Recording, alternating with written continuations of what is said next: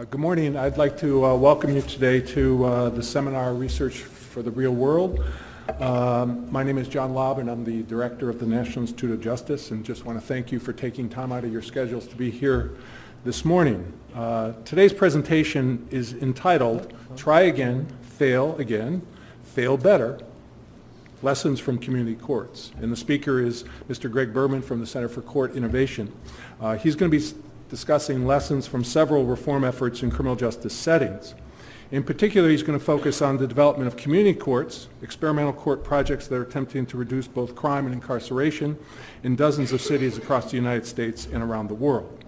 My hope is today that we're all going to take away valuable information that we could all use in our current day-to-day activities and our work in the future. And I want to note that the book, Daring to Fail, First-Person Stories of Criminal Justice Reform, is a product of a collaborative effort from the Bureau of Justice Assistance, one of our sister agencies in the Office of Justice Programs, and the Center for Court Innovation. I think in particular, it's important to note that this is really the list of the stellar movers and shakers of the field in terms of both scholars, practitioners, as well as policymakers who discuss, very bravely discuss in my view, the failures, challenges, and setbacks that they've encountered in trying to work in the area of criminal justice reform.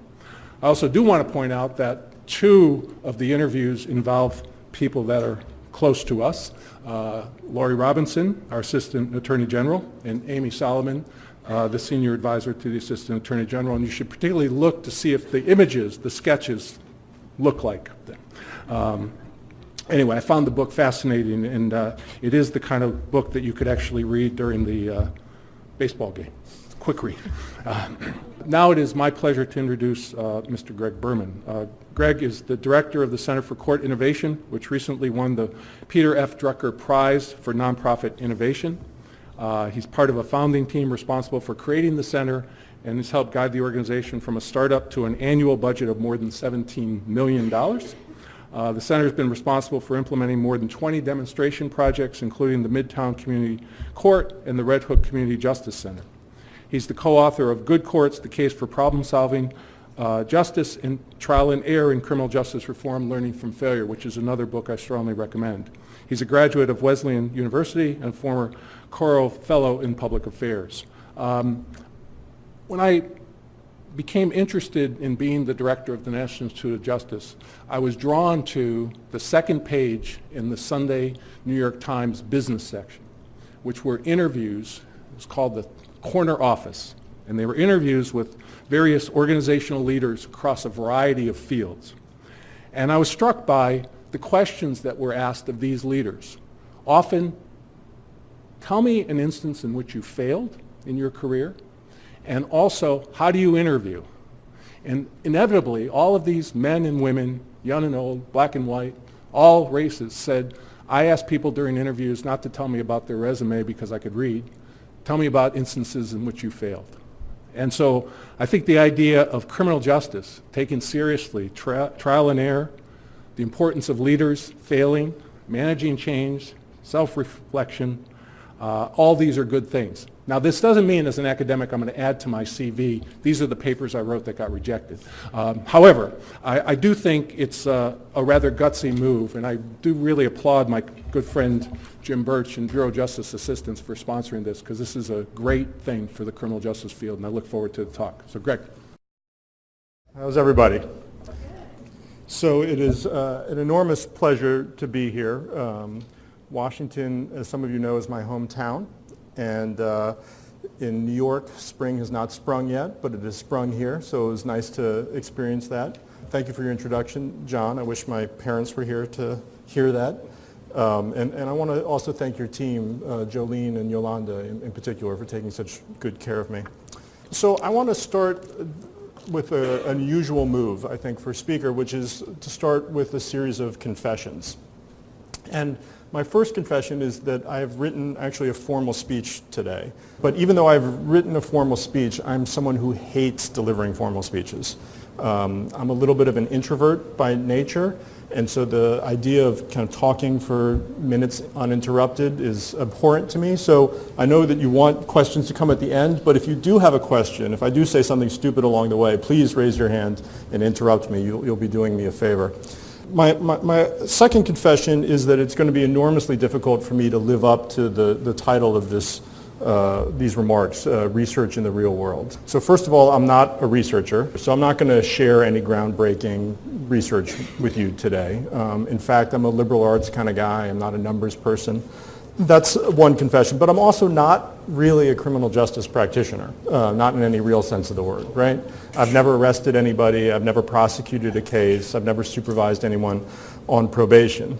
Given all this, you may be asking yourself, why did John make this invitation? I think he made this invitation because I've written a couple of books about criminal justice reform, and the lens through which I come to the topic of criminal justice reform, there's basically two lenses I bring to it. One is the perspective of the professional amateur, the person who kind of feels the freedom through ignorance of just asking the dumb question or the simple question. And the second lens I bring to this is that I think of myself as a writer. And like a lot of writers, I tend to think in three-act structures, right? Beginning, middle, and end. So the structure for my remarks today is really a three-act structure. So first what I want to do, I want to beg your indulgence, and I want to talk a little bit about the agency that I run, the Center for Court Innovation, because I think it will help clarify my perspective on criminal justice. Then I want to drill down a little deeper and talk about just one of the reforms that we've been responsible for implementing, which is the community court model. And if the technology gods are with us, I'd actually like to air for the first time in DC a short film that we made about community courts with the help of BJA. And then finally, I want to offer some lessons that I've learned about program implementation, both from my direct experience helping to create nearly 24 demonstration projects in New York, but also from the process of writing this book that you see up there, Trial and Error in Criminal Justice Reform. And I should pause here to credit my colleague, Aubrey Fox, who I wrote this book with. Aubrey's not here today. He's in London. We're trying to establish an outpost in England, so he can't be here. But Aubrey really has helped kind of sharpen my thinking about lots of the stuff that I'm going to talk about here today. So the Center for Court Innovation. What is the Center for Court Innovation? The Center is a not-for-profit organization that has managed to forge a unique relationship with the New York State court system, where they, in essence, hire us to function as their R&D arm. And this is an arrangement that really is the product of the vision of three remarkably talented people. One is the Chief Judge of New York, a guy named Jonathan Lippman. Two is his predecessor in that role, a woman named Judith Kay. And the third is my predecessor in the role of the director of the Center for Court Innovation, a guy named John Feinblatt, who is currently Mayor Bloomberg's top criminal justice advisor. So in New York, the court system hires us to function as their R&D arm, which means they give us some money, which is nice, but just as importantly, permission to study difficult problems within the justice system, to devise new solutions, and then actually go out and implement them. And while our home is in New York, we've always had aspirations to kind of have an influence beyond the five boroughs. And so the Department of Justice has been our partner in much of this work. We've aggressively tried to go out and kind of disseminate what we've done in New York and help other reformers around the world and around the country learn from our experiments in New York. So what the Center for Court Innovation is trying to do in broad strokes is reform the criminal justice system. And I think that there are probably dozens of ways one could go about reforming the criminal justice system, right? You could do impact litigation, you could do lobbying, you can do public advocacy. We don't do any of those things. Our model is a little bit different. What we're trying to do is reform the criminal justice system by working in close partnership with government to actually change practice on the ground. And we have three core areas of business. The first, most relevant to being here today at NIJ, is research. We have a deep commitment in our DNA to research, to data and analysis. We study problems from a variety of different angles. And for example, right now we're digging into the neighborhood of Brownsville, New York. Brownsville is a neighborhood in Brooklyn that last year was, on a per capita basis, the most violent neighborhood in New York City. And we're doing a lot of kind of traditional research things like looking at court and police statistics, but we're also going out into the neighborhood and interviewing influential members of the community. We're conducting focus groups. We're surveying local residents and asking them what they think about their neighborhood, about crime, about the justice system. And whether it's a neighborhood like Brownsville or some other neighborhood, when we do this kind of work, our purpose is not just knowledge for knowledge's sake, and our purpose is not to write some interesting reports, although I hope we do write some interesting reports, but rather we're doing research to inform the development of demonstration projects. And that is the primary way that we're trying to change the world.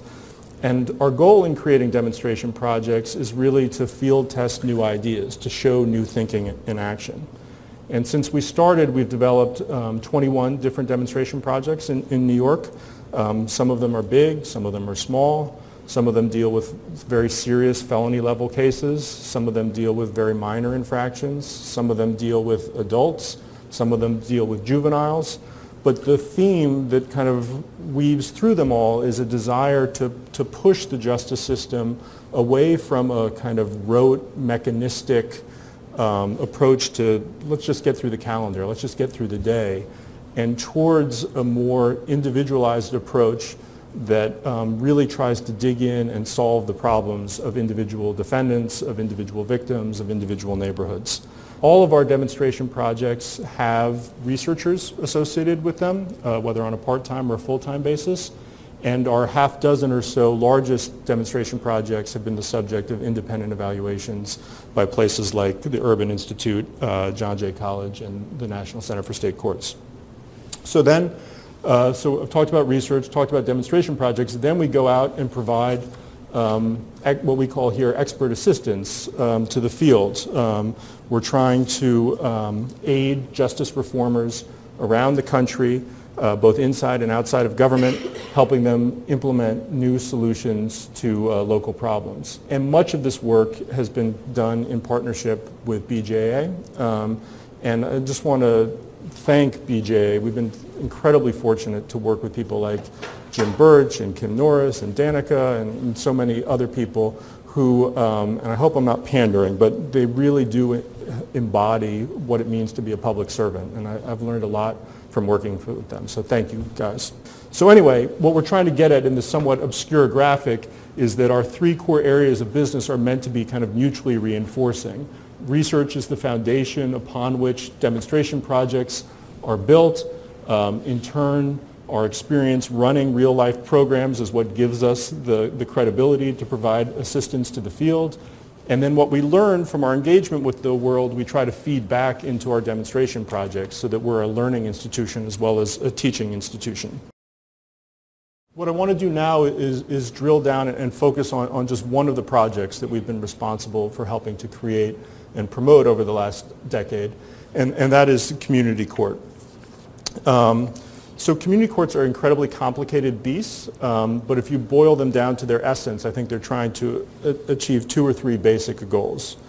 The first goal is to take low-level offending seriously. Now, this emphasis on minor offending doesn't come out of nowhere. Rather, it's an acknowledgement of a simple fact. Despite what we see on TV, the daily fodder of criminal courts in this country are not murders and rapes and, crazed celebrities assaulting people. But if you look at the statistics, and if you look at the statistics published by the National Center for State Courts, more than 80% of the caseload in our criminal courts are misdemeanor offenses, in fact. Shoplifting, vandalism, minor drug possession, things like this. That's not where the focus is, but that's where the numbers are. So in addressing minor crime, community courts implicitly honor the idea of broken windows, first advanced by George Kelling and James Wilson a generation ago. So first and foremost, what community courts are about is trying to strengthen the judicial response to minor crime and make sure that there are real consequences for behavior that erodes the quality of life in our neighborhoods. The second goal that community courts are trying to achieve you see here is a focus on trying to move the justice system away from using incarceration as a default setting in responding to crime. Now, at first glance, these two goals might seem to be in conflict with one another, right? Broken windows inherently is about bringing more people into the system, while promoting alternatives to incarceration is, logically about pushing people out of the system. Community court's solution to this dilemma is pretty straightforward. But what community courts try to do is provide judges with additional options so that they don't have to choose between jail and nothing. And so this means creating community restitution projects that actually target hotspots and eyesores in the local community. And it means offering the kinds of social services, whether it be job training or mental health counseling or drug treatment that, touch wood, might prevent someone from coming back to court again and again as a recidivist. So that's inside the courtroom. Community courts are about a problem-solving orientation and trying to address the underlying problems of defendants. Outside the courthouse, what community courts are about is trying to engage local residents in doing justice. And I think this is based on a belief that true and enduring justice doesn't come from living in a police state, but rather true and enduring justice comes when government and citizens work together in an atmosphere of mutual respect to promote pro-social values. And that's why community courts perform some of the work that you see depicted here on this slide, whether it be town hall meetings or neighborhood cleanups or a local volunteer program or a teen-led youth court. All these are examples of community courts trying to engage the public in the work of the justice system. Over the last 10 or 15 years, my agency, the Center for Court Innovation, has been involved in helping to create 4 community courts in New York, one in Red Hook, Brooklyn, one in Midtown, one in Harlem, one in the Bronx, and we're working on a 5th in Brownsville. So I want to spend just a couple minutes talking about the one in Red Hook, which I was actually had the privilege of being the lead planner of before I became the director of the Center for Court Innovation. So I started working in Red Hook in the early 1990s, before New York had experienced this kind of incredible public safety improvements that we've enjoyed over the last 15 years. And what struck me about the neighborhood, first and foremost, was its geography. And I don't know if you can see here, but this is Red Hook, so this is Southwest Brooklyn, and over here is Lower Manhattan. So the physical distance between Red Hook and the corridors of power, between Red Hook and Wall Street, is very, very small. It kind of feels like you could throw a rock from Red Hook and hit a banker on Wall Street. So the physical distance is small, but the psychological distance, couldn't be more vast. Red Hook is traditionally a poor and working class neighborhood. It's home to one of New York's oldest and largest public housing developments. It's surrounded on 3 sides by water and cut off from the rest of Brooklyn by an elevated expressway. And it's a neighborhood that has a reputation for drugs and disorder, and has for a long time. And the low moment for Red Hook came in the early 1990s when a elementary school principal named Patrick Daly was actually killed in broad daylight. He was out looking for a student who was truant one day and got caught in a crossfire between 2 local rival drug dealers. And in the aftermath of this horrible, horrible, horrible event, the local district attorney, a guy named Joe Hines, who's a wonderful prosecutor, did 2 things. One was he went after both drug dealers, even though they couldn't tell whose bullet had actually killed Patrick Daly, and he actually successfully prosecuted both for murder. But the second thing he did was state very publicly that aggressive law enforcement and even the most creative prosecution wasn't going to change the dynamics in Red Hook, that something else was needed. And he called in a very visible way for the creation of a community court in Red Hook. And that's when I came on board to lead that planning effort. And we actually renovated, you can see there the facade of the building. We renovated a parochial school that had been vacant for 20 years and was a powerful symbol of the neighborhood's decline. So the Red Hook Community Justice Center opened in the year 2000. And just to be clear, this is an official branch of the New York State court system with a real judge and legal aid attorneys and prosecutors and probation officers that handles misdemeanor crime and low-level felony crime from Red Hook and the surrounding neighborhood. So Red Hook is currently the subject of an NIJ-funded evaluation being conducted by the National Center for State Courts, which I don't have results from yet.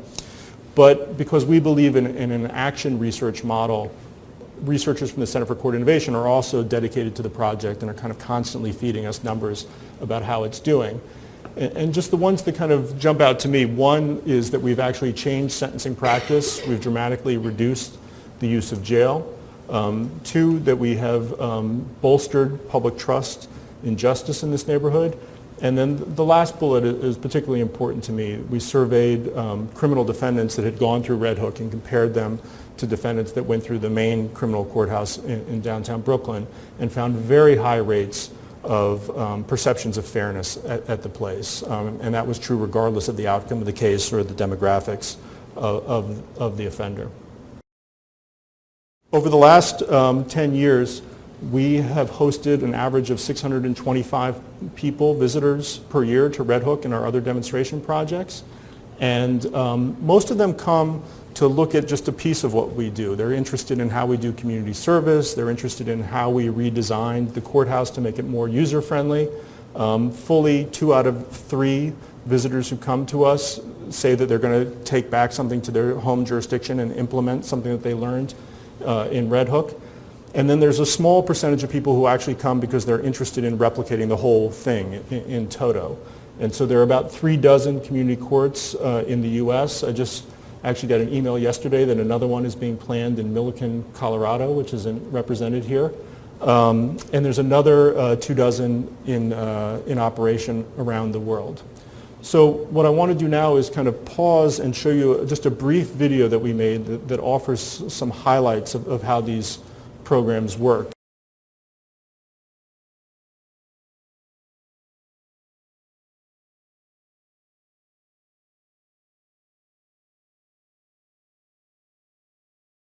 That's what community courts are. So now I want to pivot and talk not about content but about process.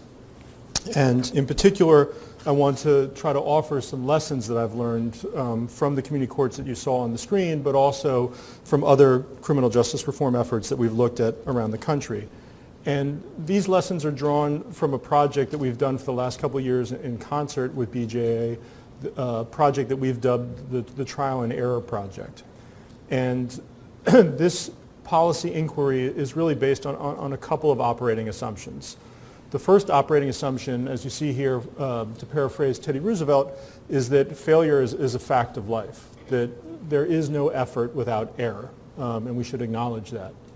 And the second operating assumption, to paraphrase Abe Lincoln, is that it's kind of human nature not to want to talk about failure so much. And just to be clear, when I say failure in this context, I'm not talking about errors of corruption or malfeasance or incompetence. I'm talking about the kinds of cases where a bunch of smart, talented, dedicated people got together to try something difficult and fell short of their goals for one reason or another. That's what I'm talking about here. And so what we want to do by shining a spotlight on this particular topic is to try to gently nudge criminal justice away from what I would characterize as a cover your ass culture, where when something goes wrong, the habit is to blame and to finger point, and nudge it gently in the direction, nudge the field of criminal justice gently in the direction of actually embracing innovation and embracing kind of honest self-reflection. In undertaking this project, that's the goal at least. And in trying to achieve this goal, you know, I think it goes without saying that some other fields are massively better at talking openly about failure than the criminal justice system is. And the example I like to cite comes from the world of science and business, actually, which is the Eli Lilly company, the pharmaceutical company, which for many years was famous for hosting failure parties for their scientists when they had performed outstanding research, even if it hadn't led to any new products for the company. And I think it's fair to say that, at least I've never heard of it, there are no failure parties in criminal justice. All of which kind of returns me to where I started this morning, which is the theme of confession, right? And so I'm here kind of in the spirit of honesty and humility. and airing dirty linen, maybe. And so what I want to offer are the top 10 lessons that I've learned about implementing new programs. Unfortunately, I ran out of steam last night after 9, so you're going to have to make do with one less than I originally intended. As you will see as I cycle through these, none of these are actually rocket science. But I can tell you that even an agency like mine, which is explicitly devoted to being thoughtful about innovation, we make these mistakes over and over again. So lesson number 1, not all failures are alike. There's a famous quote from Tolstoy that I like that says that happy families are all alike, but that every unhappy family is unhappy in its own way. And I think that's probably true when it comes to criminal justice failure. I mean, I think if you really look at it, each failure is in fact distinct. You know, each failure is the product of its own unique negative alchemy that involves, you know, toxic personalities and bad luck and a challenging environment. But if you take a step back, there are at least 4 categories that we saw that a lot of failures cluster into. And these are the ones that I've put on this slide. The first is fairly obvious, a failure of concept. You know, sometimes reformers just pursue dumb ideas, right? I don't think it's worth wasting a lot of time on that. Number 2 is a failure of implementation. Sometimes they have the right idea, but they implement it poorly. The next 2 categories of failure I think are a little bit more subtle and maybe worth a moment of explanation. Failure of marketing and politics. What do we mean by that? A good example is a program that we looked at that was actually evaluated by NIJ in the 1990s, a program in St. Louis called Consent to Search, which was implemented by the police department in St. Louis, and it showed real promise in getting guns off the street, particularly guns belonging to young people who are most likely to use them and also to be victimized by them. And it was a project that got a fair amount of acclaim and that had some good results. But it was ultimately killed. And why was it killed? Not because it was a dumb idea, not because the police officers did a bad job of implementing it. It was killed because the police chief that originated it ended up running for mayor, and a new police chief came in, and anything associated with the old police chief was toxic, and so was just disbanded. I wish I could say that that was unique to St. Louis, but we've seen that happen over and over again, that some reform efforts are stymied by politics, by a failure to kind of win the resources, the manpower, the money they need to move forward. Category 4, failure of self-reflection. What I mean by this are cases, there's lots of cases where people start out very brightly and achieve some good results, but have an enormously hard time sustaining success over the long haul because they're not thoughtful about documenting their results. They're not thoughtful, they don't have the infrastructure they need to respond to conditions on the ground as they change. And one of the things that we've learned over and over again through this process is that as hard as it is to kind of achieve success initially, I think it's even harder to sustain success over the long haul. So that's lesson 1. Lesson 2, something that I know is dear to John's heart. Our expectations of criminal justice reform should be modest. Now this quotation from Joan Petersilia comes from the book Daring to Fail, which hopefully you've all gotten a copy of, and if you haven't, just kind of see me after, because I'm happy to ship more copies. And it's also available, you see the URL, it's also available for free download at our website. I also want to read 2 other quotes that I think speak to this lesson. The first is from a professor at Hamilton College, a guy named Paul Gary Wyckoff, who wrote a great book, which I recommend, called Policy and Evidence in a Partisan Age. And in it he says, quote, "Government policy is consistently oversold to citizens, to politicians, and even to academics. It is oversold by both conservatives and liberals in different but curiously similar ways. Over and over we elect officials in the naive belief that they can pull some sort of magic lever to fix our social and economic problems. When that doesn't work, we throw the bums out and elect someone else to pull a different lever or even to pull the same lever in the opposite direction. But what many Americans don't understand, but empirical studies bear out, is that in many circumstances the government levers are simply disconnected from the problems that they are supposed to address." End quote. So Wyckoff there is talking about policy in general, but I think that lesson is equally applicable for the world of criminal justice, which brings me to my second quote, which is from a professor at George Mason named David Wilson, who writes, quote, "Most criminal justice interventions only work with people for a short period of time. For example, a court-mandated batterer intervention program typically only involves about 28 contact hours. Changing behavior that has developed over a lifetime in just 28 hours is a tall order. The truth of the matter is that we rarely speak this kind of truth to those in power, right? Whether they be government officials or electeds or foundation officers, we rarely speak this kind of truth to them. In fact, there's an enormous temptation to do the opposite, right? To exaggerate what you're going to achieve. My father is a businessman, and he taught me when I was growing up that one of the core lessons from business is to under-promise and over-deliver. But we don't do that in criminal justice. We violate this lesson again and again and again. And I should make it clear that the Center for Court Innovation is as guilty of this as anybody else, right?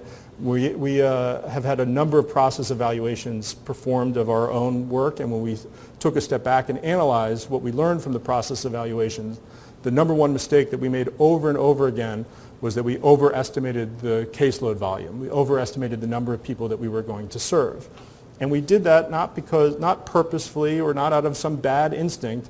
I think we did that because we were trying to win political support and funding for what we were trying to do. So I'm not pointing fingers at other people. I'm saying that we're guilty of this as well.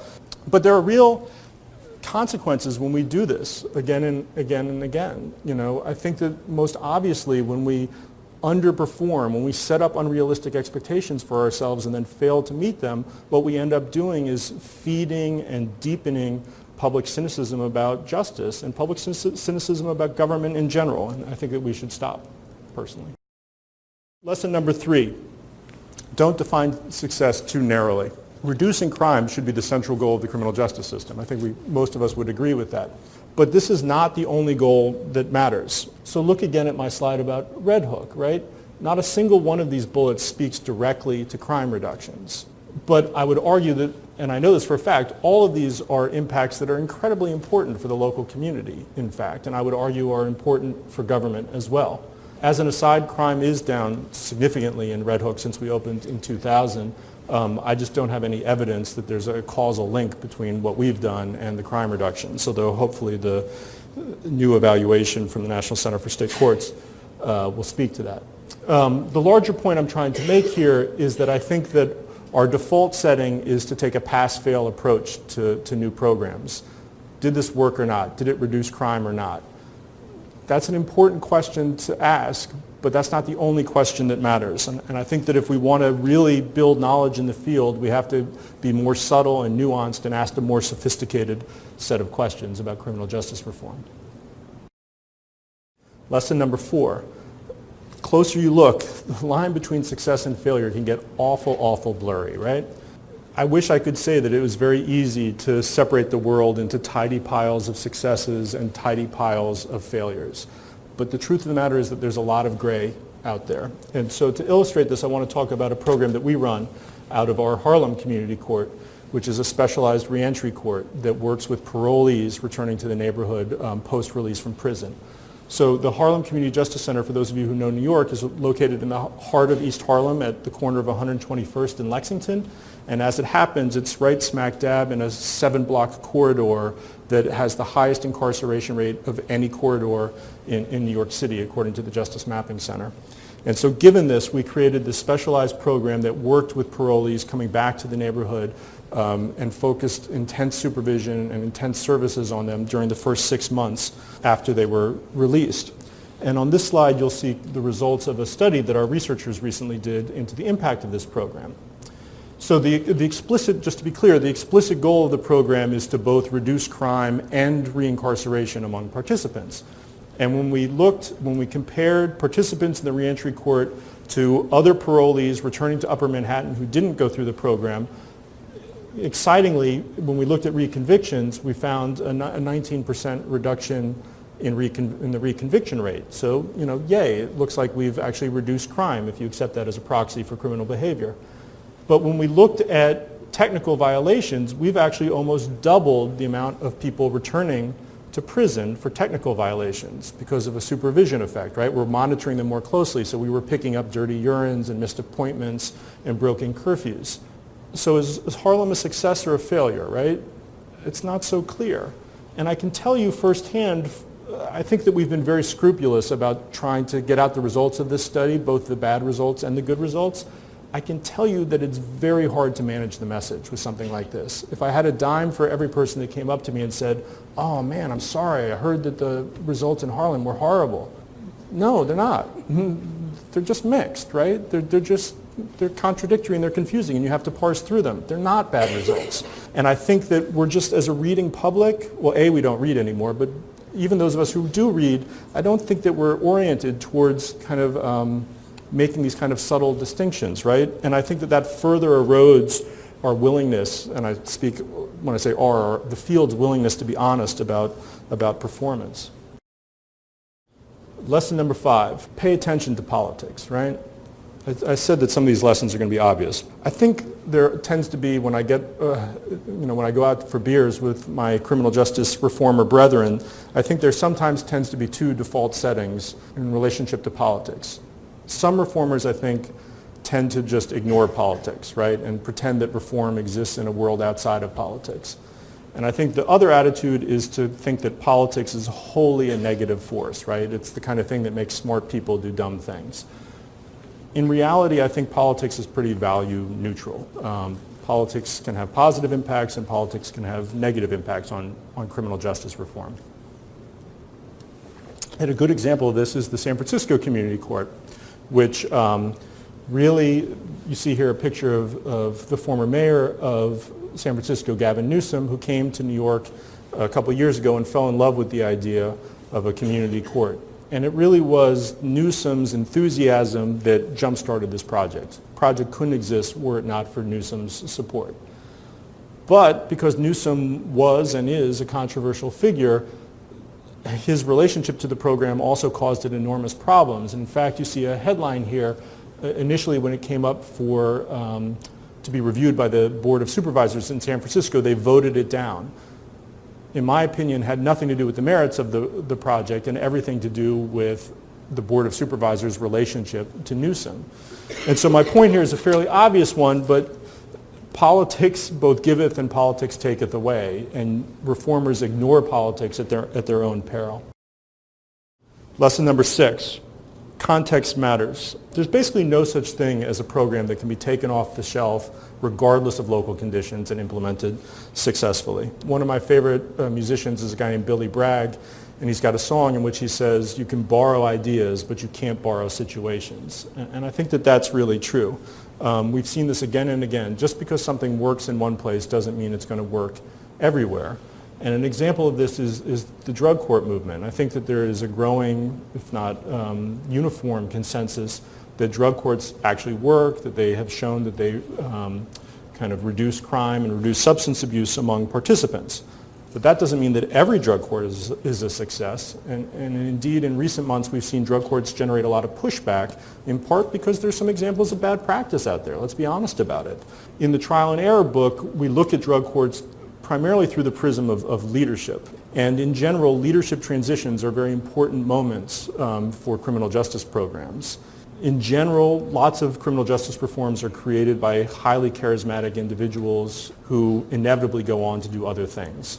And I think the lesson here is that if we're serious about making criminal justice reform stick, we need to be less reliant on heroic individuals and more reliant on institutions, really, that can sustain change over the long haul.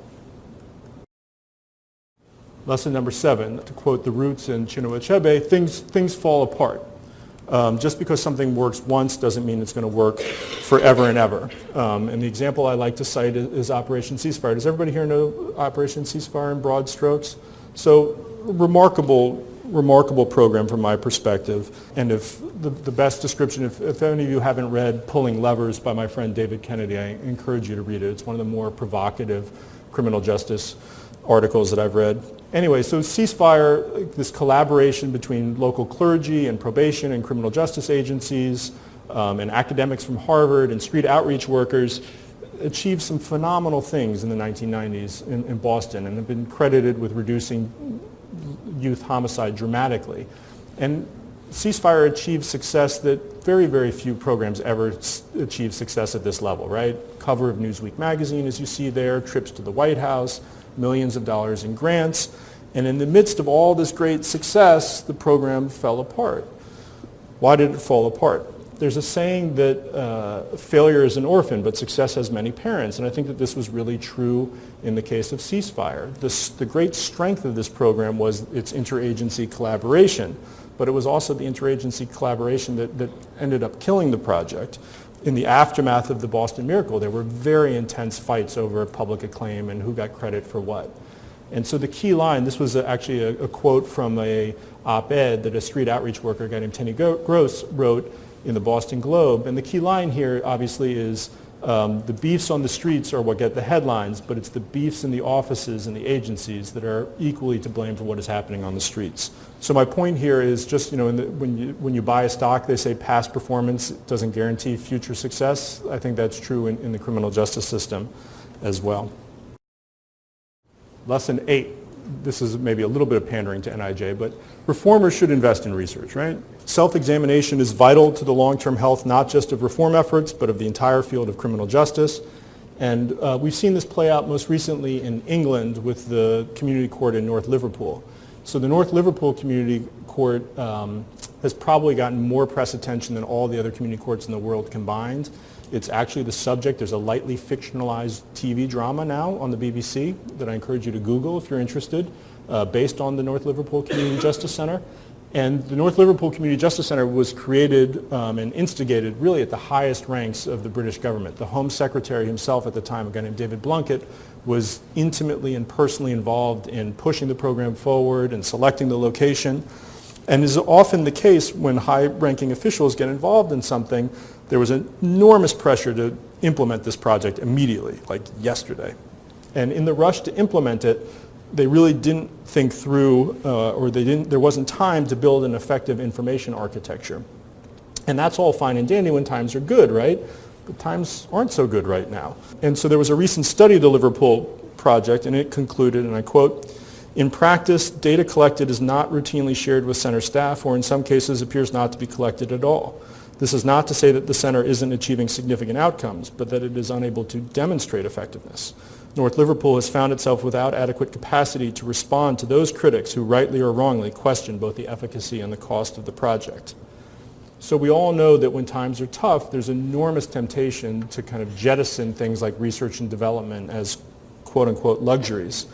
And I guess I would argue that the opposite should be the case, that criminal justice officials should go in the other direction and double down on research and deepen their investment in research, because it's only research that will enable us to make policy arguments that are grounded in data. It's only research that will enable us to kind of rescue flagging initiatives if they start to fail. And it's only research that will enable us to prevent today's innovation from becoming tomorrow's conventional wisdom that needs to be overturned. Lesson 9, and this is my final lesson. Failure is part of success. So the criminal justice system, as I think all of us in this room know, is incredibly impervious to reform. My friend Tim Murray from the Pretrial Justice Institute likes to say that no matter how much you poke it, twist it, or massage it, the system has a remarkable ability to return to its original shape. So the truth of the matter is, I have no idea how to guarantee success in criminal justice reform. But the truth of the matter is that no one does. I do know how to guarantee failure, though, and that is to stop innovating, to stop testing new ideas. What we should be doing as a field is encouraging criminal justice practitioners to fail again and again and again, so that, like Michael Jordan, they ultimately succeed. Thank you.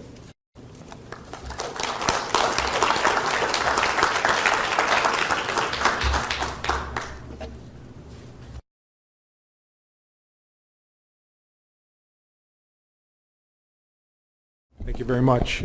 We have time for questions. Hi, I'm Zoe Mentel. I'm with the